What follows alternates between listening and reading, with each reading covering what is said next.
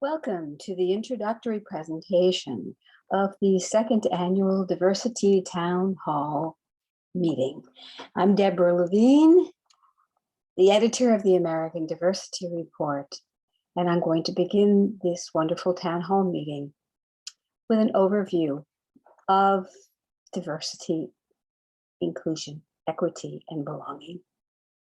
And I appreciate both the eagerness and the anxiety about the future diverse workplace. And I'm often asked to predict what that future will look like. Predicting the future requires looking at the past. And here's where I'm going to get a bit personal and take you back to New York City about 40 years ago. I had graduated college with a degree in anthropology based on cultural structuralism, along with science of storytelling. I was excited about getting a job, but I was considered esoteric and somewhat irrelevant. I was offered no position whatsoever. I was not about to give up, so I went down to an employment agency in Manhattan. But the moment I walked into the door, the office manager guided me to the all-female table and informed me that I would be required to take a typing test. I moved towards the all-male table where they were going to be interviewed for an executive position. The office manager said, "No, you can't go there." I insisted. He again said no. I moved towards the table. He blocked me physically. I said, "I'm going there." And he said, threatened to call the police. There was no interest in diversity at that time. And I finally became a Gal Friday, a popular term back in the day for an assistant secretary who also made the coffee. Like many women in this position, I eventually opted for entrepreneurship and created my own dance company. When pregnancy halted my performing, I went to graduate school and designed a master's degree in urban planning to focus on the arts and economic development. It was only when my internship boss informed me that he would hire me that I was too pretty and he wouldn't be able to keep his hands off me, that I decided to use my family's connections in networking to find myself a job. It's a networking ploy that many people have used, but I had hoped I wouldn't have to. But it did eventually get me a job in an office that suited me, yet no one else wanted to touch with a 10-foot pole. It's a common hiring opportunity for women who get to fix what others have broken. So I became the director of interreligious affairs at the American Jewish Committee in Chicago and the coordinator of the National Conference on Christian-Jewish Relations. The term religious diversity did not yet exist, but the experience that I had shaped how I viewed diversity for decades, seeing it as deeply embedded in our belief system. Now, it would be decades before the belief system would be replaced with the term thought diversity. And part of that process depended on the progress of technology. Because with technology, we had access to more cultures, broader expansion of our mindset into a global one. And it gave us an idea of perhaps how people think elsewhere. It was probably not a coincidence that I was made the IT manager of the office, as well as its interreligious affairs director. Now, advances in technology resulted in, as I said, new local global connections as companies competed for diverse markets and suppliers, and diversity became formalized in company policies that cited the traditional categories of diversity, including race, ethnicity, gender. And there was pressure to recruit a more diverse workforce, but efforts were often more aspirational than action-oriented. Recruitment and promotions continued to favor those who looked like the status quo. But when 9/11 happened, there was a monumental change in our society. And the tumultuous times that followed, along with the anxiety, motivated interaction across cultural boundaries for safety, security, and empowerment. And networking took on new possibilities. This is when I created the Chattanooga Women's Council on Diversity. And the council brought diverse groups from around the city who lived in this small area forever, but had never met in many cases, but came together to build connections, collaborate, and create a model for making a difference together. We came to look more closely at our communication styles and turn to stories to better share and listen. Listening, of course, is key. And stories themselves have been a model of human communication for, well, since forever. And science of storytelling, a major feature of my Harvard Cultural Anthropology studies, became the first step in my invention of the matrix model management system. And our stories motivated us to engage in a manner that today would be called inclusion. Building a global and inclusive mindset was crucial as Chattanooga was evolving into an industrial hub, particularly with the presence now of Volkswagen. The council morphed into a class, right, where participants from government agencies, nonprofits, corporations, colleges, the arts, came together to create the process needed to transform our city and region. We saw the focus turn to terms like global leadership, intercultural, cross-cultural, and cultural competence. And while storytelling was the first step in the matrix model management system, it was part of a sequential process to do that. The next step in the system dealt with an issue that is increasingly vital today, and that is a new term, emotional intelligence, sometimes referred to as EQ. Acknowledging how deeply our differences are embedded within us, I looked to neuroscience for a system that would not only inspire and instruct, but would create a common language for us to communicate. Using emotion metrics that I created and conflict levels, we aimed for collaborative and innovative teams. To bring action into the process, the third and fourth matrices dealt with decision-making and then planning.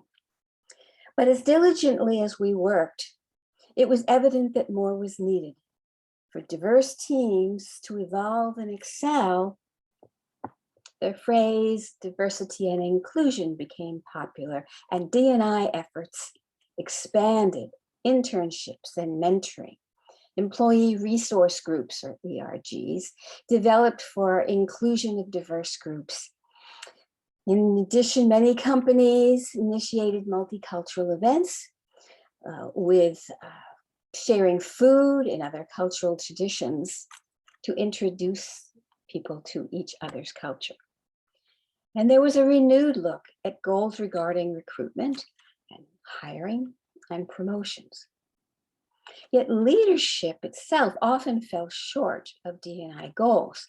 This was particularly true of the high levels of leadership, where diversity was still minimal and women were frequently absent altogether. The public outcry against companies with no women board members gained steam with the Me Too movement. And in 2018, California became the first state to mandate gender diversity in boardrooms with the passage of a bill called SB 826. The measure requires publicly traded companies based there to at least have one female board director or face a rather substantial fine. As welcome as this was, there was also a sense the term tokenism applied. And research showed that a minimum of 3 women per corporate board was needed in order for them to feel comfortable and have a voice. And the research on nonprofit boards showed that 30% female is optimal for that. Fortunately, as individual-based terms like imposter syndrome gave way to society-based terms like structuralism, the S&P 500 and Fortune 500 gradually diversified. So on average, boards today have 2.8 women directors compared with 1.7 a decade ago. In 2019, women accounted for almost half of new board directors in the S&P 500. Now, there was a problem, however, because women of color were only 10% of those new directors. On Fortune 500 boards, less than a quarter are women, and less than 5% are women of color. Today's emphasis on racial issues is forcing us to be more mindful, right, and proactive regarding diversity among decision makers. And the term equity has been added to diversity and inclusion to signify attempts to address this. Meanwhile, COVID has forced us to be more personal in our work relationships as we become more physically distant. And the term empathy took the spotlight. In these tumultuous times, the term belonging was added to diversity and inclusion and equity to underscore the need, right, to engage on a personal level. The challenges of a diverse workplace are not new, but the awareness of the complexity of achieving diversity-related goals is increasingly obvious. For example, the traditional categories diversity regarding gender have expanded to include gender identity. And we established what we call intersectionality, which acknowledges the multiple diversity categories within each of us. And the growing complexity led to a deep dive into communication styles again and how they translate into and across diverse cultures. We need to know more about our cultures to avoid alienating each other, adding weight to the term cultural competence. And one of the byproducts of cultural competence was an increased understanding of how we not only have different backgrounds and traditions, we also think and believe differently. Understanding the extent of thought diversity led to a new emphasis on neuroscience. The term unconscious bias and implicit bias emphasize how deeply embedded are the multiple assumptions we make about each other. And adapting to a changing environment, the matrix model management system became an unbiased guide workbook that helps process this big data of diversity and maximize storytelling skills, boost the emotional intelligence needed for smart decision-making in the current high anxiety COVID world. But in this fast-moving era, the guide also outlines the common misuse of cultural expressions like idioms, popular icons, music, movies, TV shows, to name just a few, because many of these items are part of microaggressions, a new term of assumptions, biases, culture clashes that offend and alienate. And the microaggression term is also a response to our growing sense of urgency, which sometimes translates into a need for quick fixes. But we have learned that quick fixes do not necessarily result in the sustainable strategies needed to navigate tumultuous times. And as we deal with societal changes regarding issues of race and color, shifts in employment, particularly of women, and a growing divisiveness that has led to increase in hate-related groups and rhetoric, successful DEI strategies need to involve both businesses and community efforts. Mentorship, scholarships, training, forums, and cultural exchanges are more important now than ever. Online technology increasingly highlights our challenges and magnifies our differences. And that divisiveness is destroying teams and must be counteracted. Fortunately, even as our divisiveness grows, so does our desire for people to bring their entire selves to the workplace. And the term authentic has become a mainstay in attempts to do so. Authentic communication through stories combined with emotional intelligence in our interactions are becoming front and center in leadership development, corporate policies, team training, and joint business and community projects. You can see how the terminology has changed over the years, but the goals of diversity have remained steadfast since it began decades ago. To meet those goals today, there needs to be a highly energized approach. This is especially true as new generations enter into the workforce. They have a passion for making a difference, and DEI must be actionable and results oriented. And if we are going to make a difference, we need to be constantly learning. Ours is a quickly changing world, as you know, so diversity strategies must adapt accordingly. We will need to continue to re-examine our DEI programs and evaluate their effectiveness and sustainability. Our connections to community will need to be a constant focus of our DEI work as we educate, retain, recruit, and promote a diverse workforce, as well as support diverse vendors and engage diverse markets.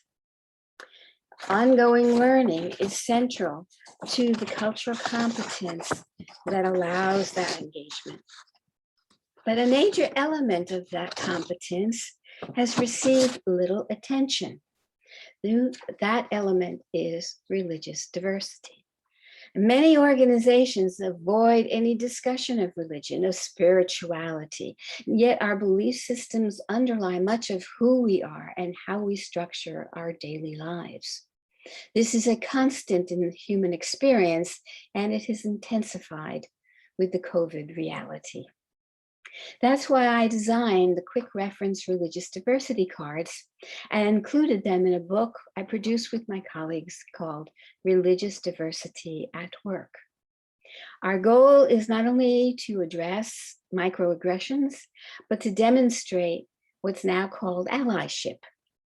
Allies show empathy by actions, like avoiding conflicts over scheduling and respecting dietary restrictions, two rather simple but very important ideas for being an ally. Now, you may not be 100% in your efforts, but they do demonstrate that you care, as do questions when you're unsure and apologies when you make mistakes. The personal element of DEI is valuable and always has been. Don't be afraid of being esoteric and irrelevant, by the way. Instead, consider yourself as a futurist, another popular term today. And having said all that, we must acknowledge that the interpersonal element of DEI cannot be effective without a sophisticated approach to company policies. Those policies must reflect both the legal and interpersonal elements of DEI and be in writing with easy access. COVID has forced workplaces to change in so many ways and continues to do so. So these policies must also change and reflect new ways of diversifying the workforce. Yes, these times may seem chaotic, but chaos theory teaches us that the most creative place in the universe is at the edge of chaos.